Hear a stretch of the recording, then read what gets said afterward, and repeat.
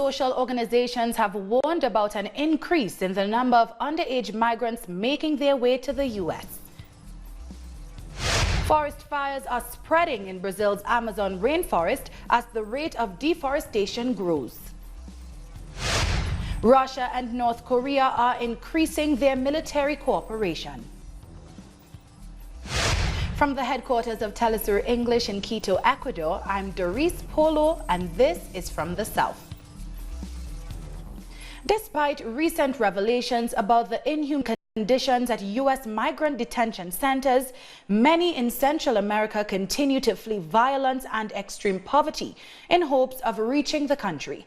As this crisis grows, social organizations in Guatemala are warning about the high number of minors making the trip north, sometimes even by themselves. Social activists in Guatemala warn that the number of minors that have traveled by themselves to get to the United States has grown considerably. In the first few months of the year, Border Patrol have detained 2,300 minors per month. These are abnormal detentions because they violate all human rights. They violate the best interests of the child. These are very young children. We have very serious concerns about how the process of family reunification will take place when many of them cannot even speak because of their young age. They cannot say their name or which country they come from. The situation in which thousands of minors find themselves inside U.S. detention centers is highly concerning to human rights organizations, as it is evident that they are being subjected to overcrowding and inhumane conditions, as seen in images broadcast by the press. They say this is a problem that goes to the heart of the U.S. administration, which has yet to provide a solution. Their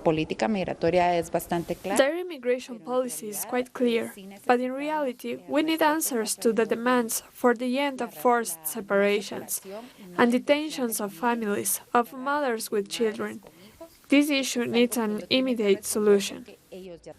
Although the United States has increased persecution against migrants, Guatemalan minors continue to travel alone with the hope of reaching the U.S.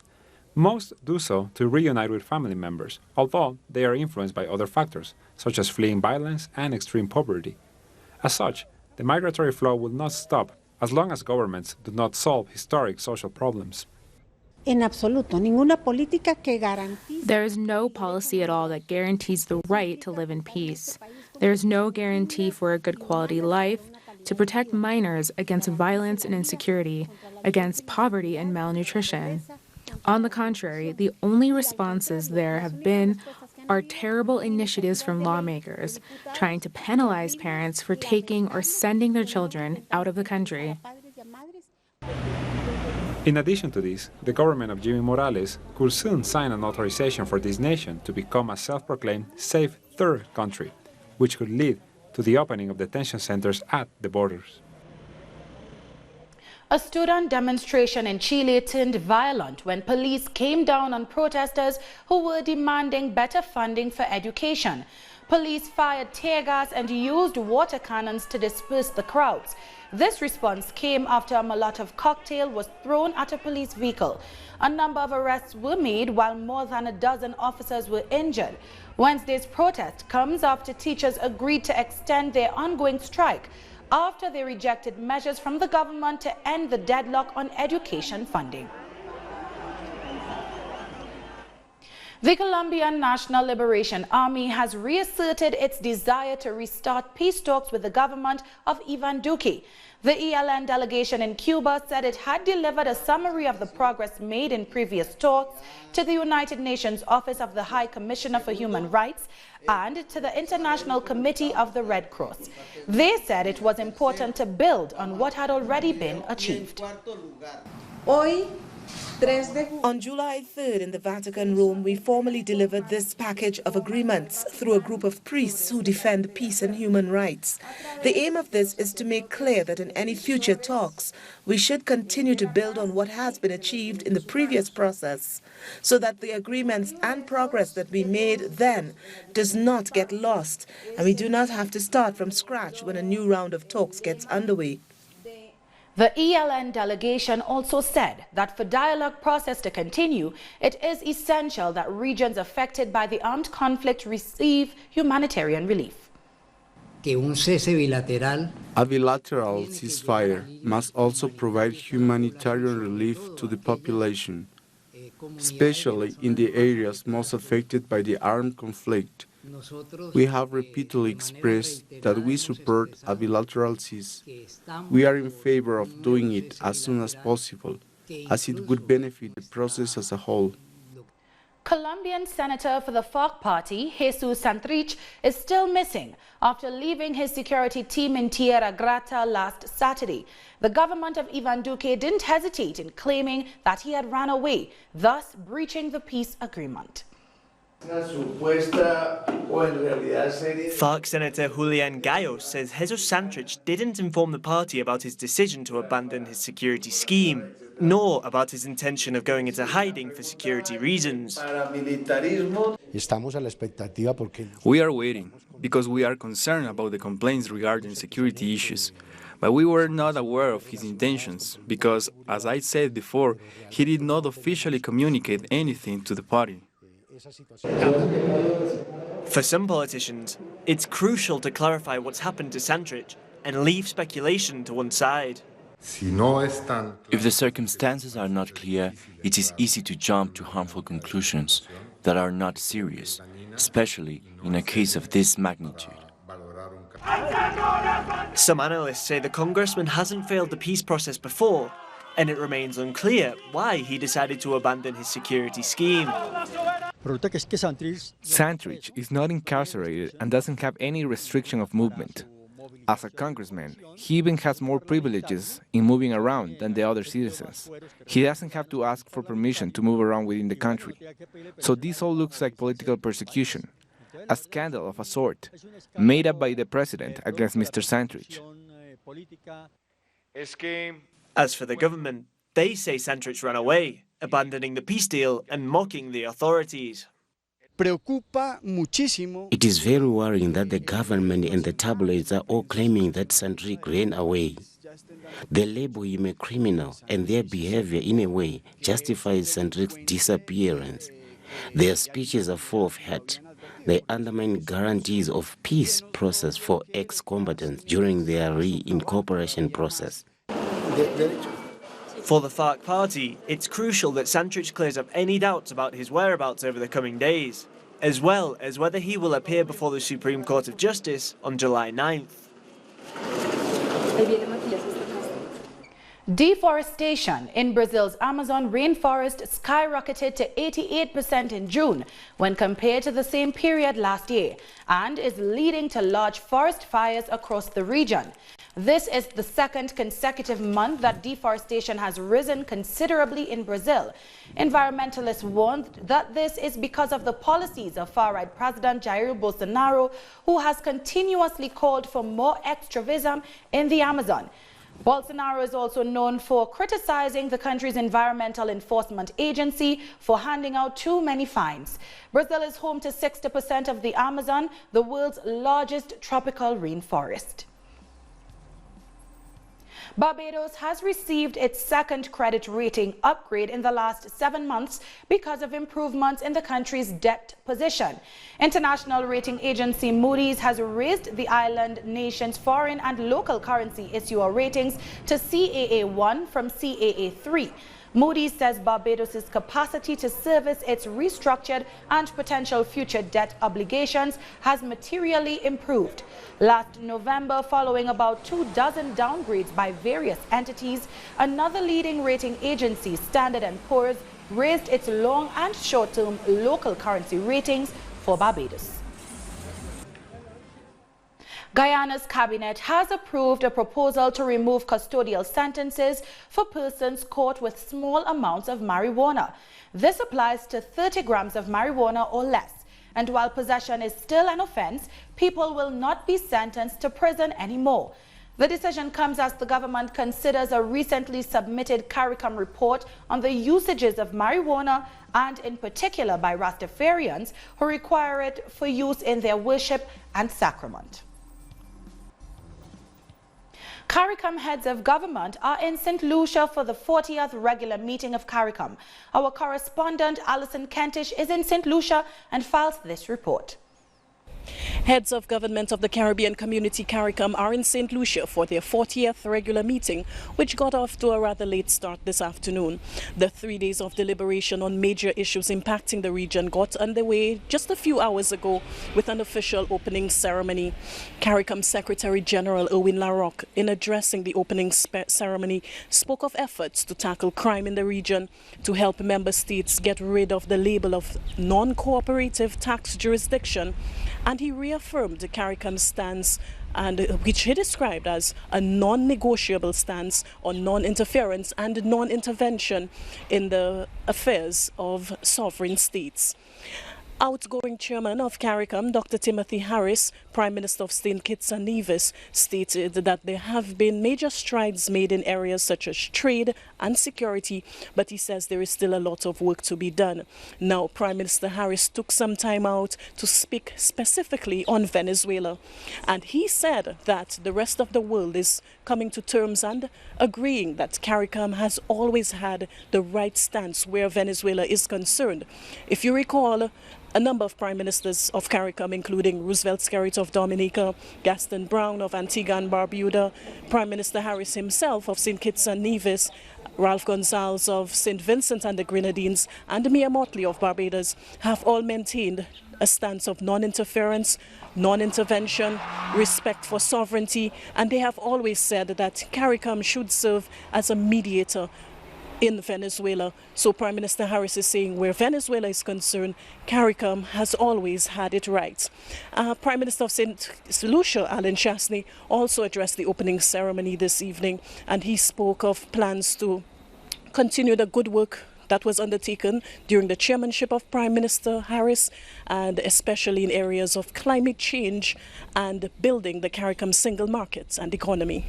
That was Alison Kentish with that report. We'll take a short break now. When we come back, Libya's government of national accord responds to an attack that left dozens of migrants dead. Don't go away.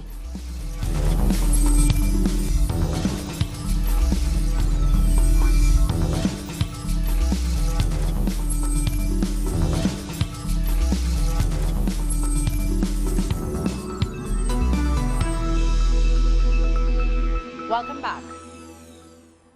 Dozens of migrants were killed overnight after an airstrike targeted a migrant detention center outside the Libyan capital, Tripoli. According to the Ministry of Health, at least 40 people were killed and more than 130 have sustained injuries following the airstrike on the facility, which was housing 120 migrants. Tripoli has been ravaged by intense fighting since April, when military allied to Field Marshal Khalifa Haftar launched an offensive to overthrow the UN-backed government of national accord. The country has been in chaos since former Prime Minister Muammar Gaddafi was overthrown by NATO-backed forces, leading to widespread violence and the prevalence of slave markets. In response to the attack, Libya's UN-backed government has vowed to take all legal measures to catch the perpetrators. Government authorities have condemned the attack, calling it a horrible crime that caused a humanitarian tragedy. The Ministry of Interior for the Government of National Accord denounces the horrible crime that has been committed against the Liwa Detention Center for illegal migrants in Tajora, that by Haftar's criminal aircrafts. This is a crime in every aspect, which has led to a humanitarian tragedy of fatal, repeated targeting of the centers of Liwa. The Interior Ministry reaffirms that it will take all legal measures to catch the criminals of war, both domestically and internationally. Within this context, the Minister of Interior has asked for the assembly of the international community and the African Union to see through their duties towards the crimes that are being committed by a fascist group that is trying in all ways to overthrow legitimacy and supreme sovereignty. The African Union has also condemned the airstrike in Libya. The chairman of the AU Commission issued a statement calling for an independent investigation to bring those responsible to justice. He further urged all warring parties to cease fire and return to the negotiation table. Following the attack, The United Nations Refugee Agency called for the evacuation of migrant detention centers in Libya, as well as a thorough investigation into the attacks. A spokesperson for the UNHCR added that Europe must finally shift its approach to the humanitarian crisis gripping the Mediterranean and provide aid for migrants trying to flee extreme poverty and war. We know that both sides have the coordinates of these detention centres. Both sides are aware where these detention centres are located and that there are people inside those detention centres at the time being. So what needs to happen now is a full and thorough investigation. Those found to be responsible need to be held to account. Having airstrikes drop on a civilian building in this way is a violation of international humanitarian law, and there needs to be action taken now against those responsible and to make sure this doesn't happen again. There has to be a shift now from Europe in how we approach the Mediterranean situation.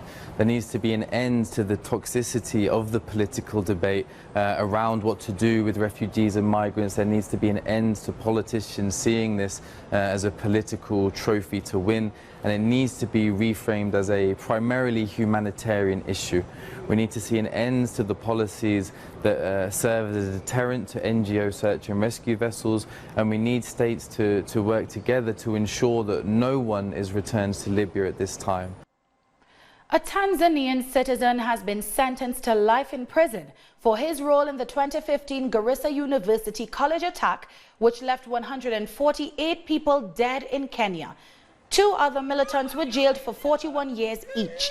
The attack was the second deadliest in the country. The suspects were found guilty of conspiracy to commit a terrorist attack and of belonging to the Al-Shabaab armed group, which has links to Al-Qaeda. I will sentence him to commission of a terrorist act on each of the counts 2 to 150, where he will serve life imprisonment. Therefore, the first and second accused person will serve 41 years imprisonment each. Zimbabwe's government has hailed its bilateral relationship with China while condemning misleading negative publicity from Western countries. Zimbabwe's information minister has urged citizens not to be swayed by negative propaganda, which mainly comes from the West against China's relationship with African countries. China is currently collaborating with Zimbabwe on several projects, including construction and infrastructure development. Zimbabwe is happy to have China as an ally. China is a powerful global player, which is in other powerful nations are keen to befriend. Government urges all Zimbabweans to show their tolerance, their hospitality, their love, their friendliness towards investments that employs our people, investments that supports our economy. After the break, China has fired back at the UK for their attempts at interfering in Hong Kong. Join us again after this.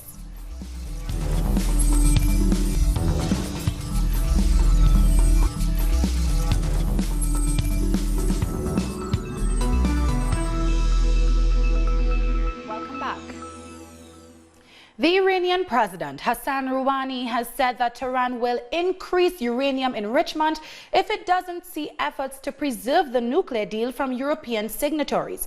President Rouhani said that Iran still supports the deal, saying that it, quote, is to everyone's benefit. However, he questioned the commitment of European countries that signed the agreement. The Iranian president said that the steps being taken now can still be reversed, but that the Arak reactor will be reopened on July 7th if progress isn't made. Rouhani added that the best thing for the United States to do is, quote, amend the mistake it made by pulling out of the agreement.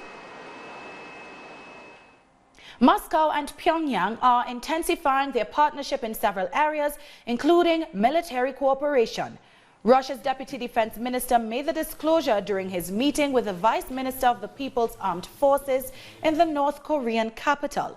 He said Russia appreciates the development of the contacts between the two countries, saying that the meeting between Russia's leader Vladimir Putin and his Korean counterpart Kim Jong-un was of paramount importance.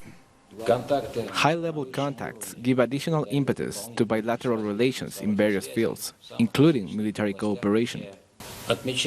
We note that interdepartmental cooperation has intensified recently, including that at a high level. China's Foreign Ministry spokesperson Geng Shuang has dismissed British efforts to interfere in Hong Kong, describing them as shameless. China has made a diplomatic complaint following comments by the United Kingdom's Foreign Secretary Jeremy Hunt.